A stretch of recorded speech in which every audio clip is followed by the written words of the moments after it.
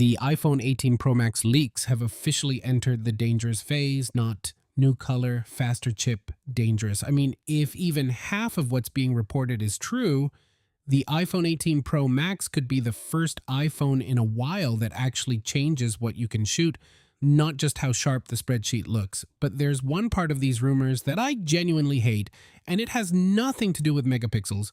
We'll get to that. Here's what we're doing today. I'm not reading you a shopping list of rumors like it's bedtime stories for tech addicts. Instead, I'm taking the main claims floating around about the iPhone 18 Pro Max, especially the camera, and running them through one filter. Does this change real life or does it change the keynote slide? Because those are not the same thing. And by the end, you'll know whether this feels like an upgrade year or another your iPhone is still fine, please go outside year. First, a quick leak reality check. When you hear iPhone 18 Pro Max leak, that can mean three totally different things. One, a supply chain clue, which is sometimes legit and sometimes fan fiction with confidence. Two, a prototype detail, which Apple changes constantly. Or three, a content farm remixing last year's rumor until it becomes this year's rumor. So the right way to watch leak coverage, including mine, isn't is it true? It's if Apple did this, what would it solve and what would it break? That's the game, and the reason this year feels spicy is because the rumored camera direction isn't just more, it's different. Main camera rumor theme, bigger or improved sensor, smarter optics, and a more aggressive computational pipeline. Here's why that's the only camera story that matters in 2026. Most phone cameras aren't losing because they're not sharp enough. They're losing because of physics. Tiny sensors mean less light, more noise, worse motion in low light, and that overprocessed phone look where your skin turns into a smooth candle and your hair turns into a suggestion. So if Apple is genuinely pushing toward a meaningful sensor or optics change, not just 48 to 52 megapixels because numbers, the payoff isn't nerd points. The payoff is cleaner indoor shots without nuking detail, less blur when your subject moves, and video that doesn't fall apart the second lighting gets annoying.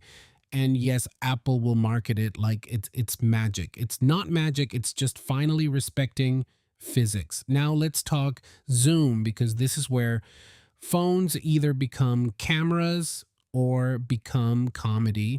A lot of iPhone camera frustration comes from this exact moment. You're at a concert or your kid is on a field or you're traveling, you pinch to zoom and your phone basically goes, best I can do is interpretive art.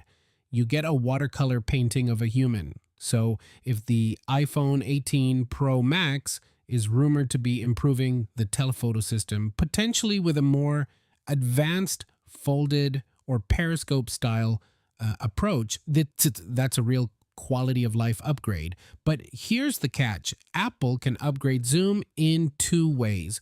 One, optical quality, better lens design, better sensor behavior, better stabilization. Two, algorithmic zoom, which is basically we guessed what those pixels should have been. Apple is usually great at the second part, but if the rumor direction is truly optics plus stabilization plus processing working together, that's when zoom stops being a party trick and starts being useful.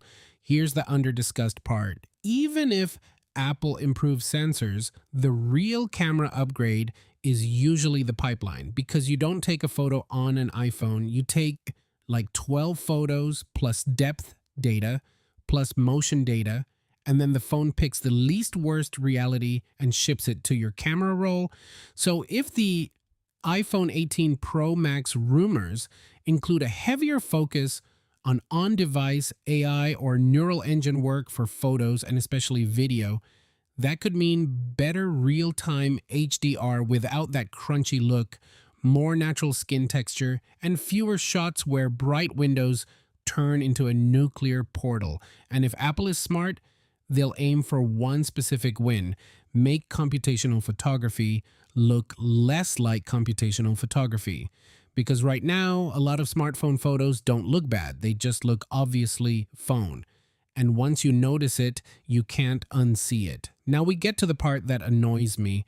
A lot of leaks every year try to sell thinner like it's automatically good. And look, thin is cool until it touches reality. Reality is thinner usually means less internal volume. Less internal volume usually means harder heat management. And harder heat management usually means either worse sustained performance or compromises elsewhere. I'm not saying Apple can't engineer around it.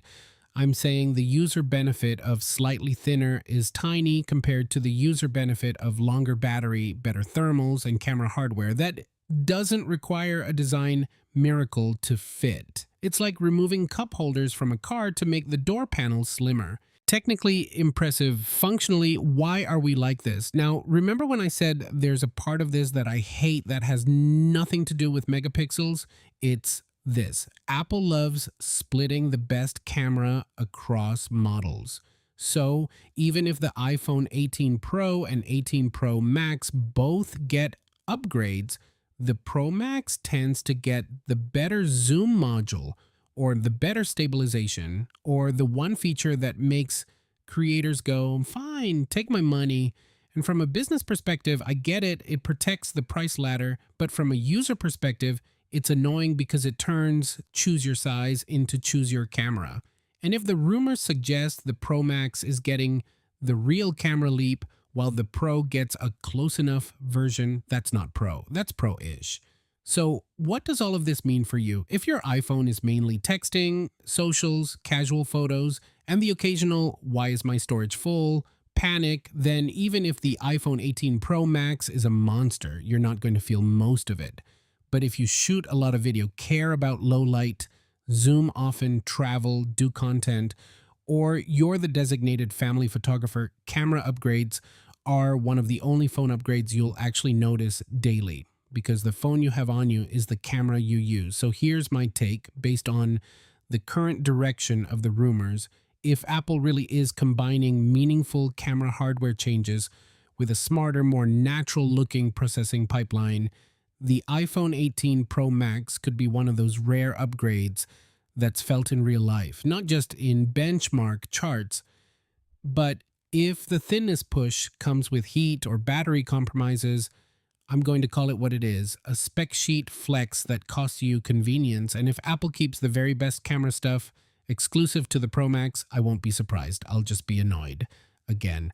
All right, where do you land? Are you at the point where you only upgrade when the camera meaningfully changes, or are you just done upgrading every year entirely? Catch you next one. Peace.